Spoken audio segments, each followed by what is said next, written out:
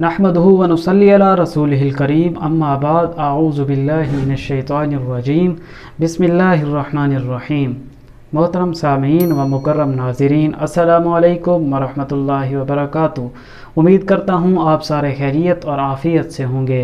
दोस्तों, अल्लाह से दुआ है अल्लाह रब्बुल इज़्ज़त मेरी आपकी तमाम तर मुसलमानों की परेशानियों को दूर फरमाएँ।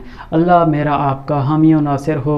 आज की वीडियो में हम जानेंगे कि ख्वाब में अमामे का देखना, पगड़ी का देखना, तुर्रे का देखना, इसकी क्या ताबीर है।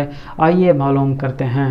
शेख अब्दुल गनी इब्न इस्माइल नाबलसी रहमतुल्लाह अलैह, जो ताबीर के एक बहुत बड़े मुअब्बिर इमाम गुज़रे हैं, वो फरमाते हैं कि अगर कोई शख्स ख्वाब में तुर्रा, अमामा या पगड़ी देखता है तो ये इस अमर पर दलील है कि उसको नफ़ा मिलेगा, खैर मिलेगी, भलाई मिलेगी और खुशी मैसर आएगी। हज़रत फरमाते हैं कि अगर कोई शख्स देखता है कि उसने सर पर तुर्रा बांधा हुआ है तो ये इस बात पर दलील है कि उसकी शादी का वक्त करीब है, जल्द वो खुशी हासिल करेगा।